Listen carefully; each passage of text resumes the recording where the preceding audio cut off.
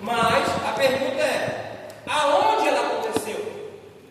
Quando foi que essa vitória foi conquistada? Na morte e ressurreição de Cristo. Nós temos preguiça de pensar, irmão. Nós estamos falando aqui repetidamente sobre isso. Por quê? Porque a gente diz assim: não, vai ter resposta. Está perguntando, mas a gente nem vai responder. Não custa a gente responder. E se errar, não tem problema. Não estão aqui? Então, irmãos, a ressurreição já aconteceu. E aonde ela aconteceu? Na morte e ressurreição de Cristo. Tá bom? O que eu vou falar aqui é só para inteirar, você não precisa anotar. Então, na vida de Cristo, o primeiro estágio dessa vitória já aconteceu. Porque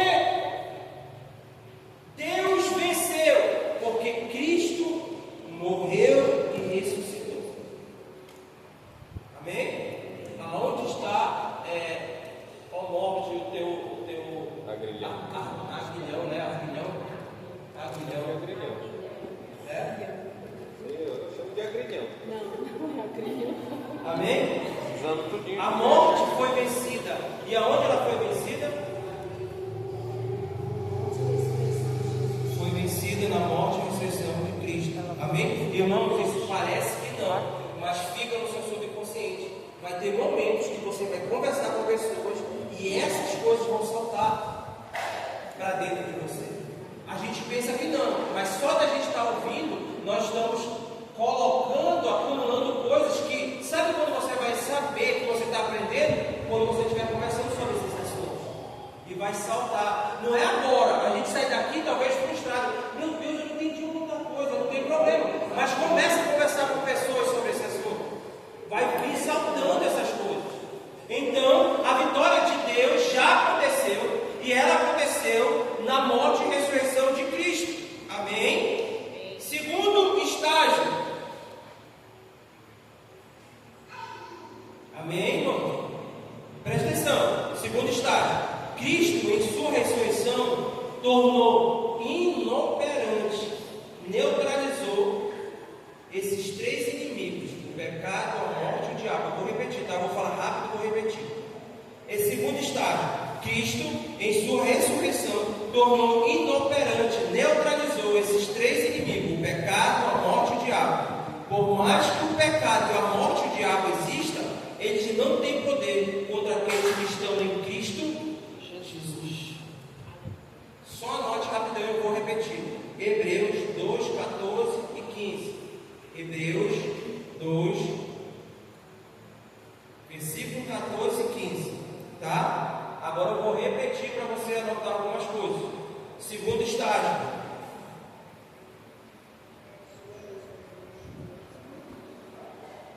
Você pode anotar assim: a ressurreição de Cristo tornou inoperante e neutralizou. A ressurreição de Cristo tornou inoperante, neutralizou. Pode botar assim: os inimigos de Deus, que é o pecado, a morte e o diabo. Tá? A ressurreição de Cristo tornou inoperante, neutralizou esses três inimigos: o pecado, a morte e o diabo. Amém? Lê lá, mano, para nós. Irmão, rapidão. Nós estamos indo, já passando do meio para o final, e deixa eu falar. É nesse momento que começam as distrações. É nesse momento que o diabo quer roubar a nossa atenção. Por quê? Porque nós estamos indo para a conclusão do estudo. E tome muito cuidado. Esteja atento, por favor. Amém? Vai lá, Amanda. 2,14. 2,14? Meu Deus. 2,14 e 15. Você grava com assim. Deixa eu ler que ela já está toda perdida ali. Vamos lá. Portanto, visto que os filhos são pessoas de carne e sangue, ele também participou dessa condição humana. Você lembra que eu estava falando sobre isso? Para que por sua morte fizesse o quê? Derrotasse aquele que tem o poder da morte, isto é, o diabo. Quem tem o poder da morte? O diabo. E libertasse aqueles que durante toda a vida estiveram escravizados pelo medo da morte. Vou repetir. Portanto, visto que os filhos são pessoas de carne e sangue, ele também participou dessa condição humana, para que, por sua morte, ele derrotasse aquele que tem o poder da morte, isto é, o diabo, e libertasse aquele que durante toda a vida estiver escravizado pelo medo da morte. Irmãos, o que o mundo tanto tem medo? O que o milionário tem medo? O que o pobre tem medo? Morte, irmão. O milionário não consegue comprar um coração novo. Ele pode ter transplante e ver o Faustão até hoje não apareceu. Por quê? Porque não é fácil, irmão. Tem o dinheiro que tem, conseguiu até, alguns dias conseguiu até passar na fila, enfim, e conseguiu um transplante de coração, mas não consegue, irmão, ninguém, seja quem for, não consegue acrescentar uma hora a mais na sua vida. Então o que a humanidade está com medo? Da morte. Quantos estão aqui? Então, Deus fez o quê? Visto que os seus filhos são de carne e sangue, ele também se esvaziou de si mesmo, Filipenses vai dizer, tomou a forma de homem e veio habitar na terra para quê? Para que na sua morte e ressurreição ele derrotasse o quê? O poder do inimigo que escravizava as pessoas pelo medo da morte. Quantos entenderam? Amém? Terceiro estágio. O terceiro estágio é a cura e libertação, ou exorcismo para alguns. Cura e exorcismo. Cura e libertação. Amém? Presta atenção. As curas e as libertações representam o estágio literal da chegada do reino de Deus. Vou repetir. As curas e as libertações representam o estágio literal da chegada do reino de Deus. Quantos estão aqui? Amém? As curas e as libertações representam esse estágio literal da chegada do reino de Deus. Mateus 10:7. Anote aí. E a Amanda já vai ler. Mateus 4, 23 e 24. Está marcando bingo, né? Vai lá. Mateus 10:7, só isso. Só 10:7 na tua vida. 10:7, Mateus 10:7. Aí depois tu vai para Mateus 4, 23 e 24. Mateus 4, 23 e 24. Mateus 10:7. Mateus 4, 23 e 24. Eu estou falando inglês, né, gente? Meu Deus do céu. Tu está pensando aonde? Vou repetir. É tão simples. Mateus 10:7. Já era, já anotou. Meu Deus. Mateus 7, 10, 7. Agora, Mateus 4, 23 e 24. E Marcos 1, 23 até o 27. Quantos entenderam aí? Amém? Vocês não estão entendendo nada. 3, 7, é mesmo. Vai lá. Bom, vai lá. Deu para anotar? Eu preciso repetir, é sério. Deu para anotar? Vai, ele. Só o 7, né, pastor? Só o 7, senão a gente fica tudo. Pelo caminho preguem que está próximo o reino dos céus. Amém? Quero outra linguagem, por favor. Outra Bíblia com outra linguagem aí.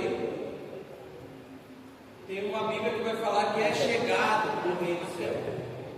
A tua como é que está lá? Dá lá para o Manu, por favor. Essa linguagem que eu queria ler. E pregar dizendo, é chegado o reino dos céus. Opa, Amém? Boa. Então, as curas e as libertações representam o estágio literal da chegada do reino. Olha o que Mateus 4 vai dizer, Mateus 4, 23 e 24. Vai. Cadê teu microfone? Deixa eu assim. Tá chegando. Vai.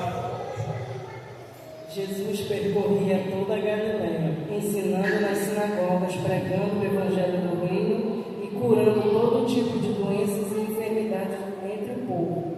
E sua fama correu por toda a Síria.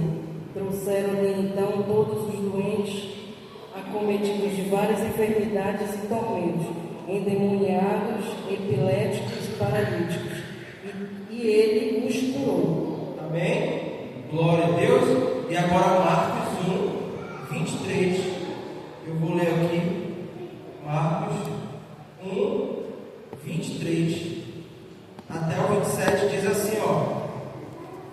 E eles foram para Cafarnaum, e logo chegou o sábado, Jesus entrou na sinagoga e começou a ensinar. Todos ficaram maravilhados com o seu ensino, porque ele ensinava como alguém que tem autoridade, e não como um mestre da lei. Justo naquele momento, na sinagoga, um homem, possesso de um espírito imundo, gritou: O que queres conosco, Jesus de Nazaré? Vieste para nos destruir? Sei quem tu és, o Santo de Deus. Cala-se, saia dele, respondeu Jesus.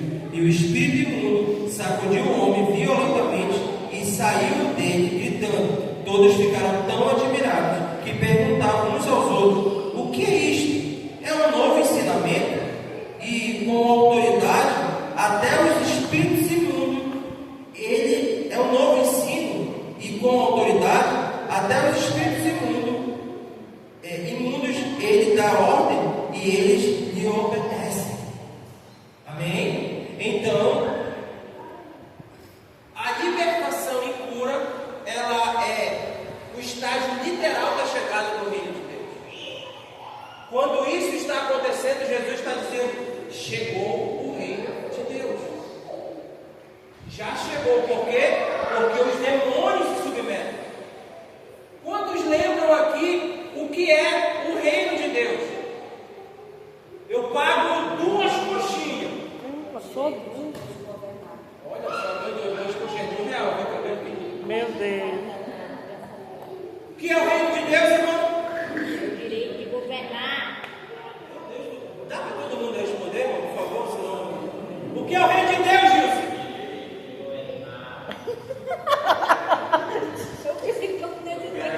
O reino de Deus é o direito de governar.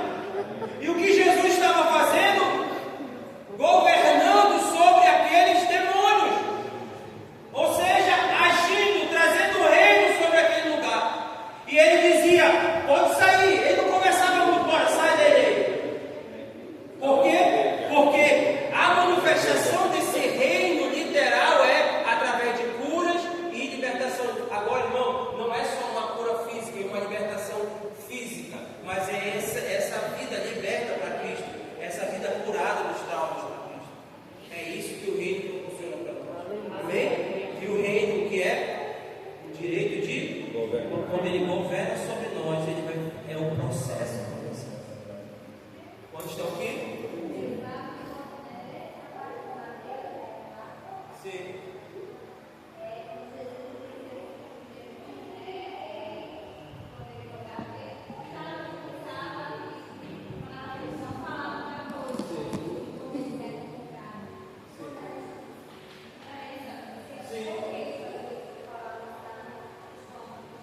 Para espantar? Na verdade, isso não é perder o tempo com o demônio, não. São pastores que perdem tempo, quer fazer entrevista.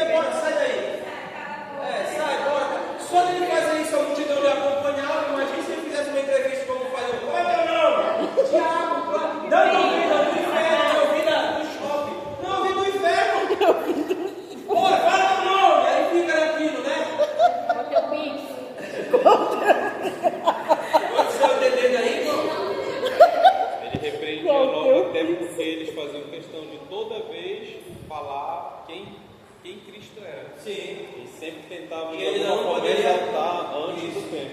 Antes do tempo. E aí, irmão, presta atenção, que o demônio está tão apegado nessa era, que naquele caso do demônio de Gadara, o que ele diz? De Gadara. Nos deixe ficar aqui, nos mande para os porcos, nos deixe ficar nesse território, não acaba com a gente não, nos deixa aqui, porque a gente está habituado aqui. O mundo agora, ele jaz do maligno. O mundo está em operação e quem opera sobre esse mundo é o inimigo. Ele tem um domínio, mas ele não tem um governo. Ele tem um domínio. O que é dominar? É chegar em um lugar e ali eu domino, eu tenho, mas é o governo. É tipo alguém que entrou numa terra que é do governo. Eles podem até plantar ali no Flechal. O Flechal é uma terra do governo. Eles não podem vender, mas eles podem plantar, eles podem colher. Então, a gente chega lá, a gente não pode colher e plantar. Por quê? Porque aquele povo tem um domínio daquelas terras. Mas quem tem o governo dela? Quem governa sobre ela? O Estado. Assim é na vida. Assim é nesse mundo atual, nessa era atual. Os demônios dominam sobre ela, mas não tem governo. E vamos lá, que vai ficar mais legalzinho no final. Porque dominar é impor opinião, né? Sim, sim. Amém? O anúncio do Evangelho do Reino. Anote aí. O anúncio do Evangelho do Reino. E aqui já é a parte final do estudo. Já caminhando para o fim. Tá? O anúncio do Evangelho do Reino.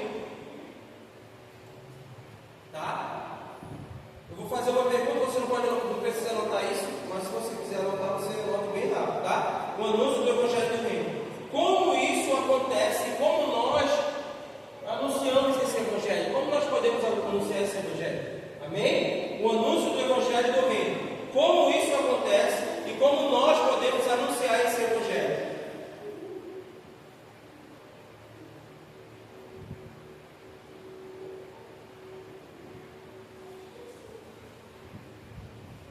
Já? Primeira coisa que precisamos ter em mente é que Deus age entre os homens agora para libertá-lo do domínio, do poder de Satanás, porque o mundo jaz do maligno. Amém? Primeira coisa que nós temos que ter em mente, que precisamos entender, é que Deus age entre os homens agora para libertá-lo do domínio, do poder de Satanás, porque esse mundo jaz do maligno. 1 João, capítulo 5, versículo 19 e 20, eu vou repetir. 1 João, capítulo 5, versículo 19 e 20. 1 João, capítulo 5, versículo 19 e 20. Tá?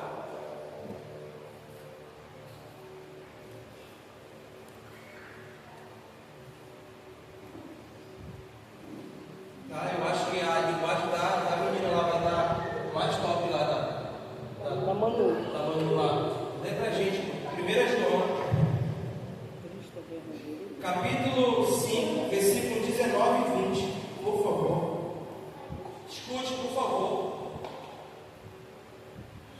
Sabemos que somos de Deus e que todo mundo está no maligno. E sabemos que já o Filho de Deus é vindo e nos deu entendimento para conhecermos o que é verdadeiro e no que é verdadeiro estamos, isto é, em seu Filho Jesus Cristo. Este é o verdadeiro Deus e a vida eterna. Amém? É um versículo maravilhoso, irmão. Esse versículo, eu vou ler aqui porque na tradução dela está legal essa parte, que já é de uma linguagem. Na minha linguagem está assim, ó. 19. Sabemos que somos de Deus e que o mundo todo está sobre o poder, sobre o domínio do maligno. Sabemos também que o Filho de Deus veio e nos deu o que, irmão? Entendimento. Rapidinho, o que o Deus desse século está fazendo? Tirando. Me arrepio. Então o que o Filho de Deus veio fazer? Iluminar a nossa mente. Aleluia. Iluminação de mente é libertação e cura para nossas vidas. E o que Deus fez? Nos deu um presentão que foi: vai, meu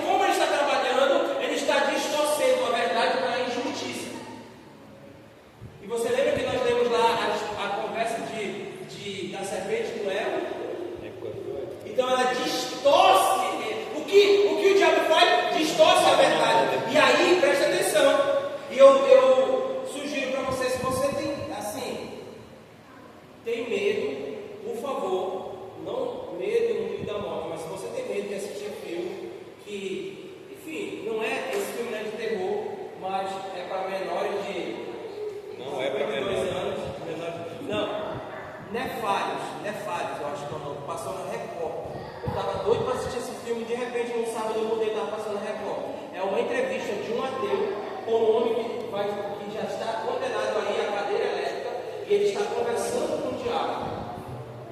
E a proposta do diabo, que está no corpo daquele cara que vai ser morto, é: escreve um livro para mim.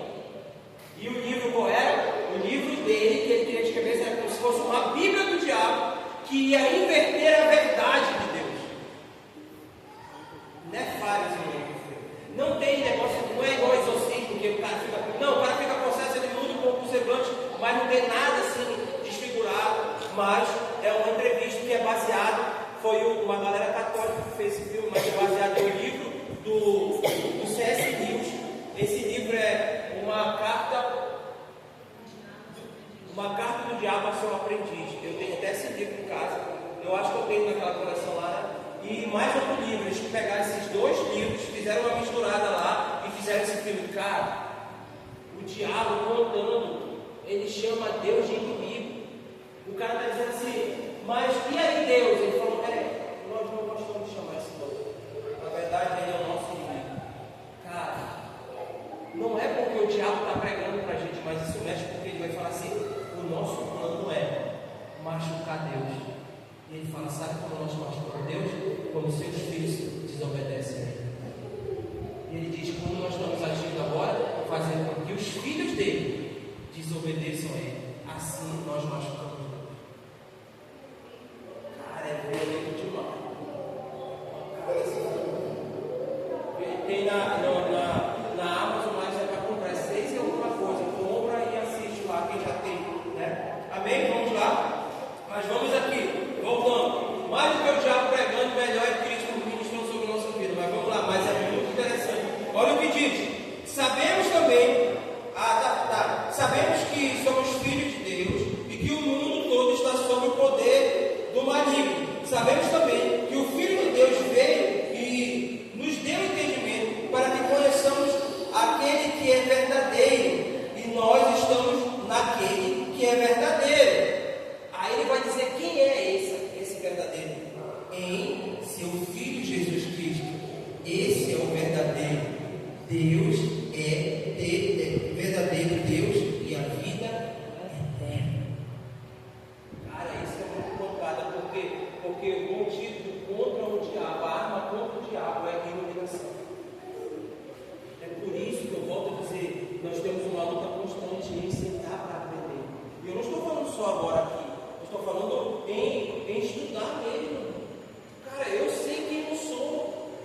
Sabe, se eu não me esforçar, irmão, eu não vou querer. Eu sou confortável em não estudar, irmão. Eu sou confortável em não ler. Eu sei passar dias sem ler. Eu sei que se eu passar dias sem ler, eu estou ficando cego e eu não quero isso. Então por isso eu vou ler, eu vou estudar. E aí o que o diabo faz, irmão? Cega o nosso entendimento. Por quê? Porque esse é o trabalho dele. Cegar o entendimento. O que ele faz? Ele não chega com um pano e amarra na nossa cara. Ele chega com um celular e diz: passa horas aí na frente desse celular. Ele chega com a gente e diz assim: senta, prepara uma pipoca, coloca um filme legal e satisfaz a tua alma, porque é desse jeito que eu te quero. É dessa forma que eu te quero.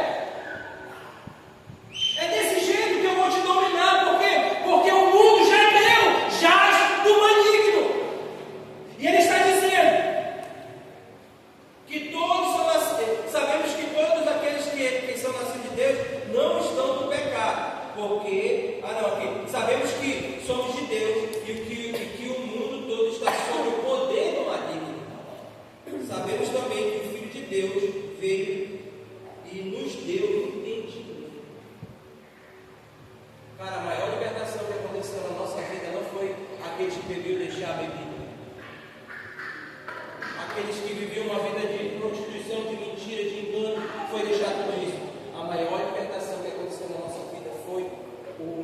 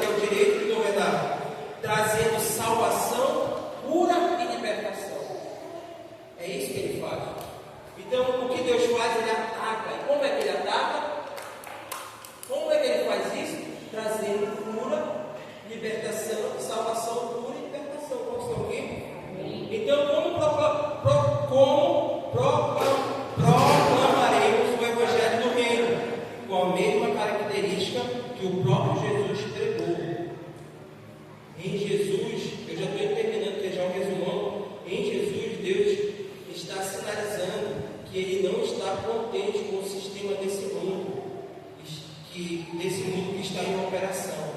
Então, em Jesus, Deus está denunciando: eu não estou satisfeito com a operação desse mundo. Eu estou em guerra contra esse mundo. Quantos estão aqui? Repete de novo, como proclamaremos o Evangelho? Então, como proclamaremos o Evangelho do Reino? Com a mesma característica que o próprio Jesus pregou. E que Jesus pregava, irmão? Salvação, cura e libertação. É sobre isso, irmão. Liberte os cativos, cure os enfermos. E diga: é chegado o reino de Deus.